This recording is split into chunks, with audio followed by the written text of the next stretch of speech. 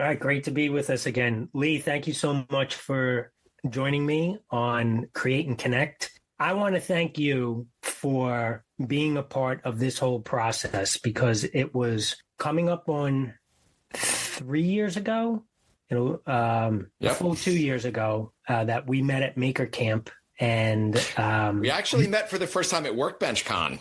That is true. I tried to weasel my way into one of the last podcasts for Storyteller Tavern, but you and Mush were wrapping up. Yeah, we were basically pulling up the cords and unplugging everything, but it was a neat meeting, and we kind of, it was a little bit of a flavor for later to meet you and know that our paths would cross in a very short time. Yeah, and it worked out great. Leah filled in for Mush, and one of the questions that I was asked was, what do I plan to do in the next 5 years? And I threw out podcast, and now you're able to be part of Full Circle, and I have the podcast. So thanks for making it happen.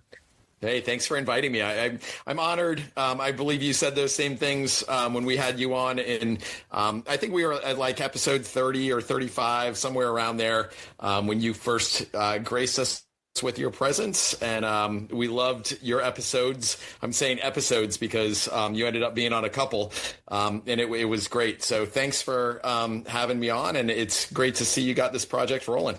Yeah, well, the idea that I had come up with, Create and Connect, is I believe that all the makers and artists are looking to have that connection with people. So I wanted to find out what got you started in the maker world and storytelling, because that has you connecting with people as well. And let's start with that. How'd you get into making? So I'll start with my grandfather, and we're going to go to wee lad. When I was growing up downstairs in my basement of my grandmother's house, and I say my grandmother's house because my grandfather passed when I was about 11 or 12. But if you walk down there, it was just this maker wonderland, and it smelled like grease, and he was constantly having old World War I, World War II tools down there, just tinkering. There'd constantly be little fires down there, nothing major, nothing to really scare my grandma too much, but just all sorts of shenanigans down in the basement. And so, I would run home from school, and the first place I would go is down in the basement to see what my grandfather was up to. And it's kind of fascinating as an adult now, because I have no idea what he did for a living, and before retirement, I know he served in the war and all those things, but basically for me, his job was maker.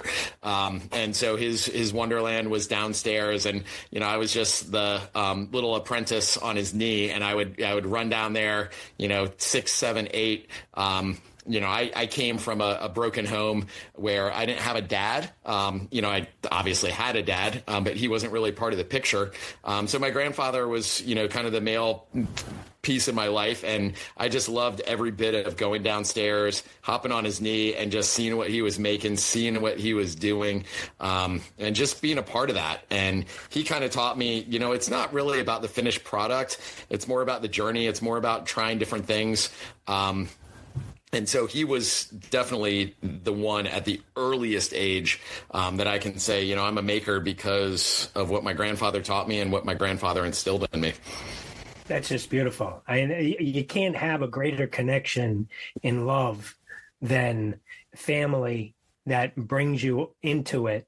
And then when you're working on a project, like the smell of the basement or the garage, the sawdust, the grease, and it just brings you back to that moment where the love and connection was so strong. So it doesn't matter what you're working on. It's just that you're doing it. And even if that person isn't present, their presence is. So And what's neat, Tom, is that I've in my shop now. So I'm a teacher, and if you want to get into that, we can. But I teach, fifth graders through eighth graders. Basically makerspace stuff. And in my shop, I have several relics. Because that's what I have to call them now because they're over 100 years old. But one of my favorites is, a box of screws, and I've referenced this on other shows and events that I've done. But I've got a box of screws where, you take that out and all of these screws and nuts and washers and little tiny needles and things like that are meticulously organized by my grandfather. And that was one of the things that was literally on his workbench, when I was 8, 9 years old. So 40 years ago, when I was growing up as a maker, that toolbox, that little box, organized box of screws and stuff was sitting on that workbench. And now that's sitting on my workbench at school. So all these kids that are, 9, 10, 11 that are aspiring makers, they'll come in, they'll be like, Mr. Northrup, I need a washer that's about this big. That's, it's got, about this big a hole, and they're not using any numbers or anything. They're using, sizes or whatever. And, I'm like, well, I got just the place we'll go for that. And we go over to my grandfather's, toolbox, and we pull open the drawer and we'll look, and, they often look at me like, what the heck is this? Because they're used to, bags of screws or, things that are clean. And these things are obviously 100 years old. And without fail, it's almost like the old Harry Potter closet of requirement or whatever, where every single time I go in there, we'll pull it open and we'll find exactly what the kid needs. We'll find the washer, we'll find the screw, we'll find the nut, exactly whatever the kid needs, it'll be in there. And honestly, I'm not saying it's magic. I don't believe in magic. I believe in other stuff, but I don't necessarily believe in magic. But I'm not opposed to feeling that my grandfather, every time he hears, hey, that kid needs this, that's this big, I think he pops it in there. And I've basically got a magic toolbox in my shop. Oh, yeah, that's beautiful. Yeah, and thanks for sharing that with us. That's great. You also obviously have a knack for storytelling. So tell me a little bit of how you and Mush got Storytelling Tavern started. Sure. So that's kind of an interesting piece. I mean, if we talk about from my grandfather on, I love the fact that you have a Storyteller's Tavern cup right now, Tom. I think that's amazing. So I'll cheers you right here, and that's fun. So from my grandfather on, I love to make stuff. I mean, you and I have had lots of conversations about the stuff we make and the stuff we do. But my thing, I'm a wood turner. I'm a welder. I'm a woodworker. I'm a laser cutter, 3D printer. I do all of the things. And I'd like to think I do a lot of them well, but I'm not so my favorite thing is I'm a wood turner, but I'm not anywhere near as good as Pat Lap. So when you go to someplace like Maker Camp or Workbench Con and you're in, the presence of greatness as far as makers go, like Luke and Priscilla, so I can weld, and I can make stuff with metal, but gosh, I mean, those people are just going to knock your socks off. So I do all of those things, but I don't do them anywhere near what those people do. And I learn from those people constantly, trying to just pick their brains and figure out, how Jimmy does his things, how all of those people do these amazing crafts. And so the one thing that I felt like was missing from a Workbench Con or a Maker Camp was the way to preserve stories. And, Mush and I were sitting around and we're like, what can we bring to the table that hasn't been done before and hasn't, is needed in that group? And one of the things we talked about was the conversations that we have around a campfire are really special. And usually it's 2:00 in the morning.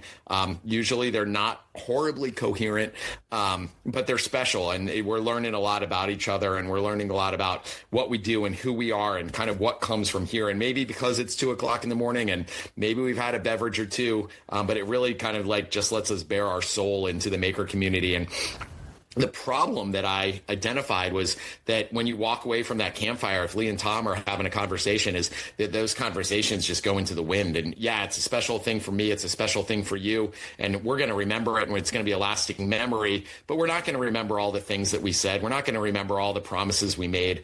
And that's where we got into the Storyteller's Tavern, was we wanted a way to preserve those campfire stories. And yes, they're obviously a little bit more produced than just the 2:00 in the morning, campfire story, or, and people know that there's a microphone sitting in the front of them. But the really special episodes for me are the times that you forget that the microphone's there and it's just a couple dudes, a couple ladies, a couple dudes and ladies, all of us coming together, whoever it is, just coming together and having a conversation about what we love to make, why we make it, the smell of, my grandfather's workshop, all of those things. And those things come together in our podcast. And so that's where we figured out that that's something we could add. And so now we're 70 episodes in, over, I think we're 8 chapters in at places where we just record on site. And so it's not a studio, and nothing against the studio podcast. I love the fact that we're sitting here doing this together. But the one special thing about our podcast is you won't find us doing it from garage to, garage. You'll find us, in the martini bar at Maker Camp. You'll find us at a picnic table, somewhere where we're having a face-to-face conversation, just telling stories and just hanging out together. I was telling your producer, the one thing that's kind of unique about our podcast is I think 70 episodes in, I think we've made like 2 edits. And I think both of those came from the Luke in the Garage and the Luke in the Garage episode, because it just got out of hand, which love those guys. But, we just tell stories, and it's not overproduced. It's just like, hey, let's get together and chat about Maker. So I don't necessarily consider myself a storyteller or a craftsman with a story. I just consider myself somebody that wants to bring something to the table of the Maker community. And that seemed like a pretty cool thing to do. Well, it certainly kept my feet to the fire, because without me saying and having heard it a second time, somebody came up to me and they're like, "You're starting a podcast?" And I said, "Where'd you hear that?" And they're like, "Well, I linked into your link of the podcast that you were bearing your soul about crafting." And I was like, "Well, I'm barely a crafter. I just know what I like to do, and having it now recorded and more than just out there in the ether, it's out there on the internet." So, I felt like I got to do this. And then, of course, my friend Brian producing for me, just great people to guide me through. And then reaching out to the Maker community, I had one person turn me down, and I think that person turned me down just because they're not comfortable in this sort of space. They'll sit down and have a chat with you at the fire, but just not podcasting, which is fine. Yeah. And we get that a lot. And it's sometimes, when we're sitting down with somebody in the martini bar, and if you listen to our podcast, you'll have some people that the first 5 minutes are very awkward because they feel like they're on a podcast. And this is easy for me because you and I are both professionals at this. We do this, we do this on a regular basis. But for some people, putting a microphone in their face is not something that they're comfortable with. And it's usually neat because you talk about like being a craftsman with, the podcasting piece. One thing I like to think is that I can help people forget that there's a microphone in front of them, and that we can just start to talk like humans, and, they don't feel like they have to think about every word, and we can just have that conversation. And usually when that happens, that's when the magic starts happening, as far as podcasting goes for me.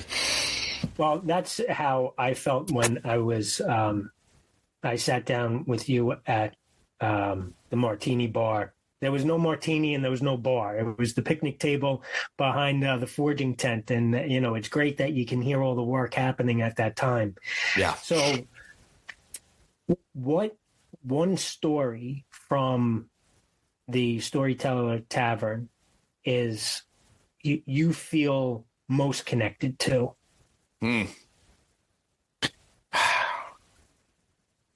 So that's heavy because there's just, I'd like to think that, that's like ranking your friends, like who's your best friend. And, I think you're like, it's hard because there's so many of those that are special. And each one of those, when you take something like that and it's like the stuff you make, you put that out into the world and you feel like every single piece of that is bearing a little bit of your soul and your guest's soul because you hope that they were honest. You hope that they were open. And, if you've listened to our podcast, enough, that there's a few kind of standout episodes that'll make you cry. And one of those was this past season, actually 2 seasons ago at Maker Camp, or 2 chapters ago. And that was the one where we sit with Tamara Robinson and Jesse Combs' brother. And we just have this conversation about, what it was like to grow up with Jesse Combs and what it was like to be Jesse Combs' friend and the presence that she had in the maker community. And, what a tragic loss that was as far as, her passing away and breaking the woman land speed record, in the process. But, she is deeply missed, and sitting there and crying with her, like I did not know her personally, but sitting there and dropping tears on the martini bar table from people that, grew up with her or, were dear friends with her and having those kind of memories shared. That one was really special. And it's hard to kind of say that if you listen to that and you just talking about badass women doing badass things and what a badass Jesse Combs was, it's pretty cool. And now I've been, I talked to Tamara yesterday, and we were talking about, kind of the things for the Jesse Combs Foundation that we're working on and the things for the Jesse Combs Charity Gala that's coming up in October. And, feeling invested in that as a maker and as a person, and knowing that we are doing things to support women in trade, is really cool. Like it's obviously a drop in the bucket, but it's pretty special to say, hey, we're doing something cool. We're doing something special. And that kind of, I don't want to say it was born in the podcast, but that was an important part of it, which was having that conversation. And then the other one that I'm not going to, dive deep into is, and I should have this stuff on a list, but if you're listening and you want to kind of get in deep, go listen to the Just Crow episode. It's very early on. I think it's like 17 or 18 episodes in, and Jess Crow kind of bears her soul about growing up in Alaska and talking us through her journey as an epoxy artist. It's pretty special too. Yeah. Well, you have definitely connected with people. You've definitely connected with people in the community, and Thank you. Continue to do that. And when I reached out to you to ask to be on the podcast, and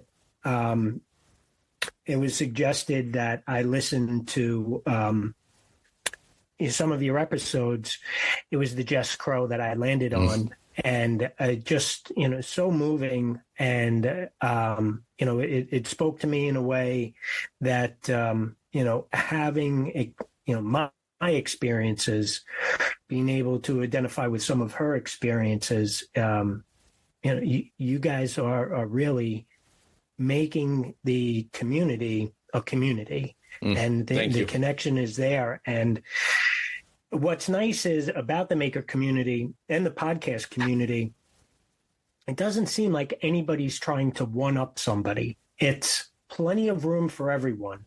On this broad highway, there's room for everyone. It doesn't matter what your meeting is. And I like so much when you have people commingling and collaborating, where you've got woodworkers and metal fabricators come together and create, awesome furniture, or, something that you wouldn't do on your own, or even, sitting with Pat Lapp and getting you to the next level of where you would like to be. Because I don't consider myself a craftsman. I'm just a dude that likes to do woodworking. And if I was able to do it full time, in a previous life, I would have liked to have done that. But the opportunity that I have now, is just amazing. And I Right. feel really blessed to have come across people like yourself at Workbench Con and then discover Maker Camp. And then all of a sudden, like it's kind of like almost running wild. I can't be involved with as many events that are out there. And I, totally have FOMO of what's going on, who's going to this event in Vegas or Texas, or they just had Field of Tools up at Looked so fun. looked really fun, and I had planned to be there, and it was on the calendar, and my wife keeps saying to me, what is this Field of Tools? And I was like, Maker Camp, it's up in East Durham, I want to try to get there. And she ends up saying, oh no, we're traveling that weekend. So Oh no. yeah, so I was nowhere on the East Coast and I missed it. But the nice thing is I'm sure there's plenty of more tools out there to be had. So, and it seems like Chris had a great turnout, and I hope they do it again. And, to your point about the community piece, like, I'm not into old tools. I like old tools. And don't get me wrong, I talked about my grandfather's old tools, but, I don't find an old anvil and I'm like, oh, this is something I need to, bring home for 400 pounds. Like, I don't find an old plane and I'm like, this thing speaks to me. Like, that's just not my jam. I know that some people, it is. That said, Austin and I talked all summer about me coming up to Field of Tools to just be a part of it. Like, cause your FOMO piece is absolutely right. I don't want to miss an opportunity where Jimmy and Austin and those guys are getting together and hanging out, and I don't get to be there. Like, I don't know what kind of shenanigans are going on at the Blackthorn pool. I don't know what is happening. I don't care whether I'm really into old planes or not. I want to go hang out, and I want to be around that creative energy, because you and I both know it. When you come home from those places and you just go into the everyday society, you're like, your soul almost hurts. You're like, but I want to be back with my people. I want to be back with these creative people that want to just make stuff and do stuff. So I hear you on every front. Yeah. I mean, I get so jacked up when I come home. Like, my wife is, she's like, all right, you got to settle down. Like, I got to go to work and you got to, do whatever you're doing now. And again, I believe it's the connections. I get to meet new people every year. There's new people that show up, and then people who travel a great distance and you haven't seen for a while. Like, Evan, the teenager from Canada who's got Evan's workshop. I got friendly with his dad, and I see all the things that Evan is doing and his dad is guiding him with that. I want to be able to provide that for my kids, for my boys. And my boys, while they know which end of a hammer works, they're not, as crafty as I am. But they're both very artistic in their own rights. And, I love to see when either they perform or they produce a video reel that's outstanding. So, right. Yeah, going to those events is fantastic. So you just finished working on a project that I saw on Instagram, which was the SUP board. I'm wondering what the motivation and what the inspiration behind that was, because it looked beautiful. So one of the books that I kind of it's sitting right here on my workbench, and I kind of always go back to it just when I need a chuckle or when I'm doing a whole bunch of really lame education reading. And I mean lame because it's hard. It's pedagogy. It's it's classroom instruction. It's all that stuff. So when I need a break, once in a while, I'll pull up Nick Offerman's Paddle Your Own Canoe. It sits right here on my workbench. And one of the things he says in here, and I forget exactly where it is or what the quote is, but he's like, rules of being a man. And one of them is that you have to build a boat. And I have looked, and the Coast Guard classifies a stand-up paddleboard as a boat. So I called up. I just started making calls because I wanted somebody to talk to about building a boat. But I wanted to build a paddleboard because me and my dog are always on the paddleboard. The late great Pepper was one of the best dogs that I ever had, and she was the queen of my paddleboard. And so I decided that I wanted to build a paddleboard. And as luck would have it, I ended up connecting with Eric from Jarvis Boards, and he is one of the greatest humans that you will ever meet. They run an outstanding company out of Chicago, which makes stand-up paddleboard kits and stand-up paddleboards complete. If you just want to spend the money and have Eric bring a amazing handmade paddleboard to your house, he probably won't do it personally. He might, but he probably won't. But I ended up talking to Eric, and he was trying to just getting started with these kits and stuff. And he's like, let's do one together. So I talked to my friend Grant McGinnis, and this was, it was cool because this was by far the largest project that I've ever done. And I'm sure a lot of the makers that are listening to this are like, that's the biggest thing you've ever done? Like, yes, that was the biggest thing I've ever done. And so we started the skeleton, we got the cedar strips. We had amazing sponsors, Klutz Lumber in Concord, which is a 100-year-old lumber yard. Charles and Rhonda, they are amazing people. And they were just like, what kind of cedar, what kind of cypress you need? And so we went all there. Obviously the people, the amazing people at Total Boat were like, how do you want us to support you? They jumped on board with the project. My buddy McGinnis Grant McGinnis, he jumped on and he's like, let's do this thing. And so, we started and I was like, oh man, I'm going to make this thing in 5 weeks. I was like, I can do this. So 1 year later, I put the thing in the water and it wasn't 5 weeks. And I'm not saying that it was like that hard of a build because Eric does such a good job with the kits. But it was once I started teaching and once I had kids coming to my classroom and my kids were like, hey, Mr. Northrup, can I help glue that? I was like, this is going to go a lot slower. But I was like, yes, of course you can. Hey, Mr. Northrup, can I help sand that? Of course you can, because this isn't my paddleboard. This is everybody's paddleboard. And, we just put the thing together and we did it. And it took about a year. But Tom, when I put that thing in the water and I talked about the late, great Pepper, one of the best dogs that has ever lived. She was, like I said, she was the queen of the front of the paddleboard. I put a Pepper emblem, if you saw that reel on my Instagram feed, and I put a big cool chili pepper on the front of that. And when we kind of took off on that paddleboard, with my new dog Daisy, with the Spirit of Pepper, with all of those people like Charles and Rhonda and Kristen and Mike and Eric and Grant, kind of standing on, I'm standing on their shoulders, I should say, because they're the people that made that project happen. Yes, it was just a paddleboard, and yes, in the grand scheme of things, it's so wildly insignificant. But I've never had a project that's taken a year. I've never used so much wood glue in my life. And when that thing kind of took off into the lake, I was like, this is the coolest thing I've ever made.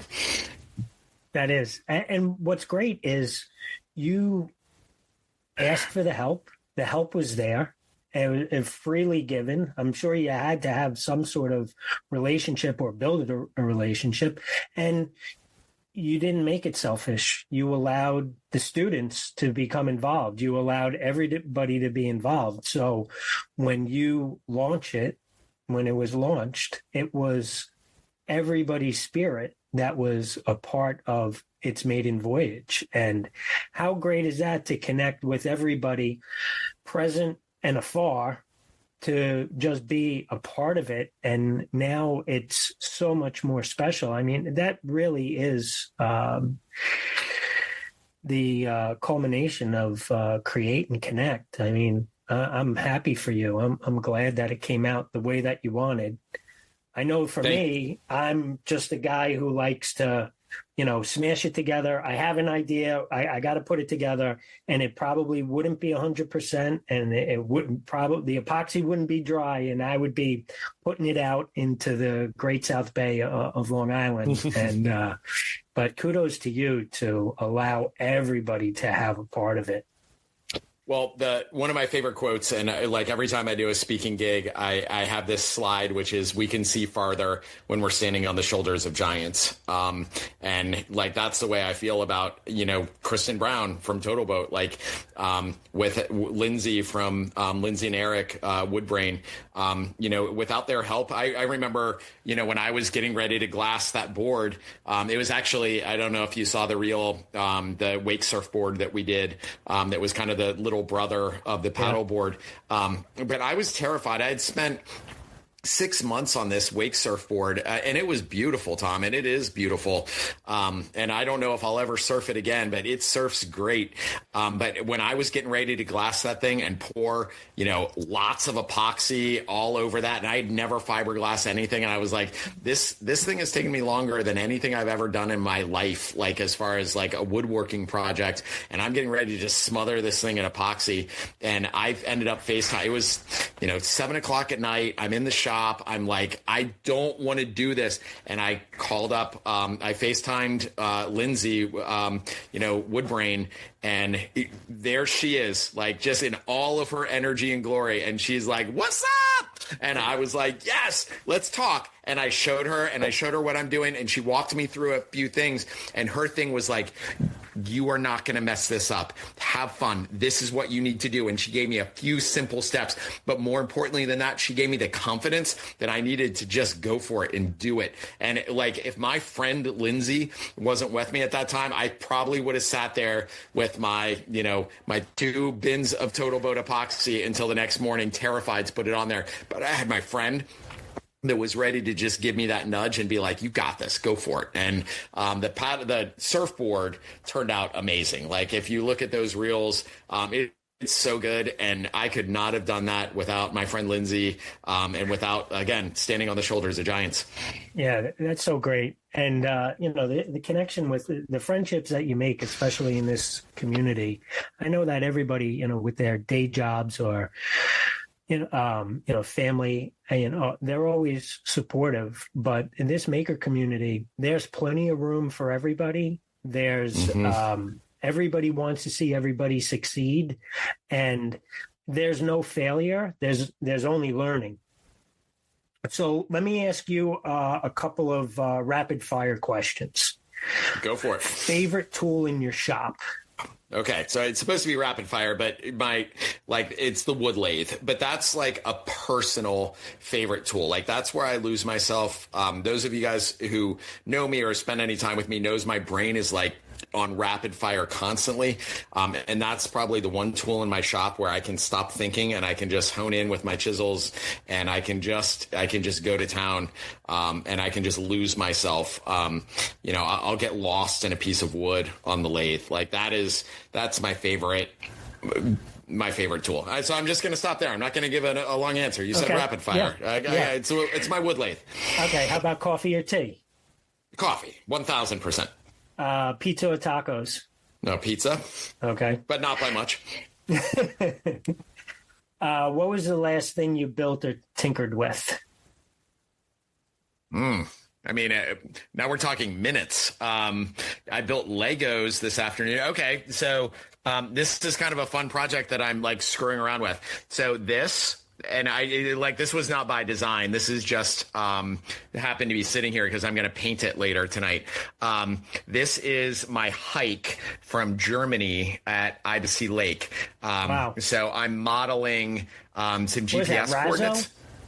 No, this is just 3D printed. Oh, okay.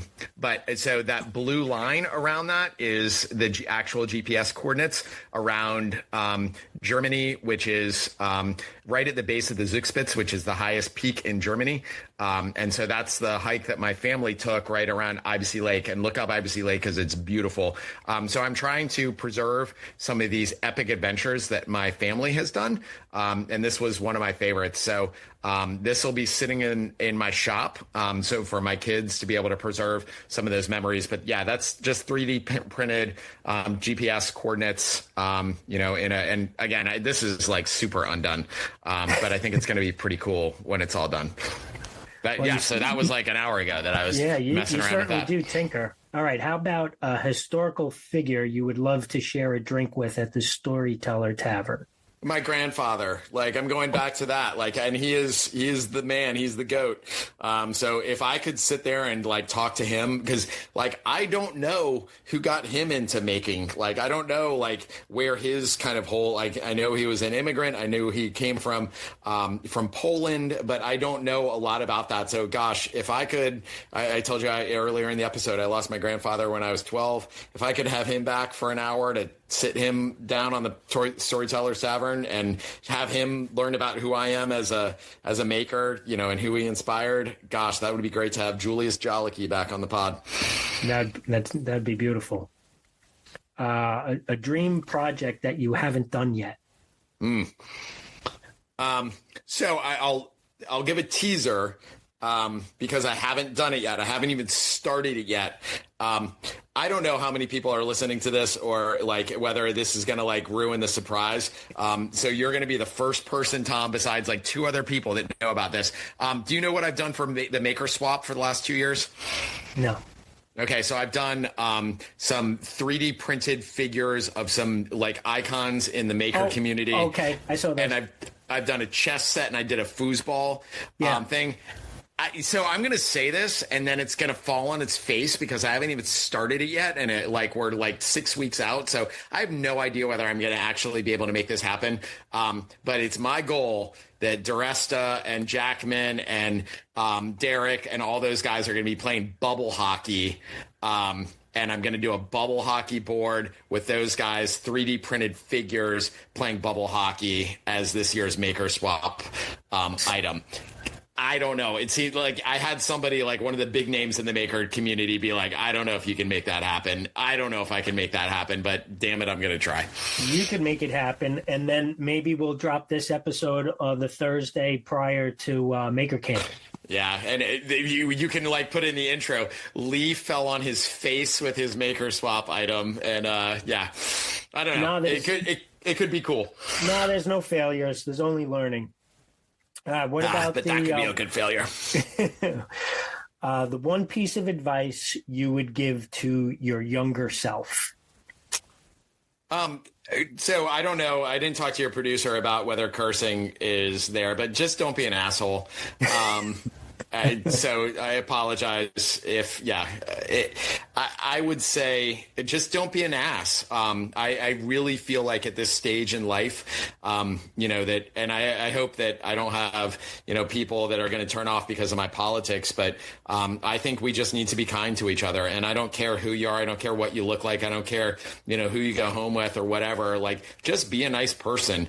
And if I don't think I was an ass when I was young, but it's been like a escalation of kindness, and like that's probably the most important thing that I can teach kids right now. I teach them a lot of stuff, lasers and robots and 3D printing and woodworking and turning and CNCs and all the things. But if there is one thing that I could teach kids right now, it's just to be kind and to be nice and to be accepting and to welcome people in and have them part of your life, because we can learn so much from other people that aren't like us. We can learn things from people that are like us, and people that aren't, but just don't be an ass. Like, I don't know.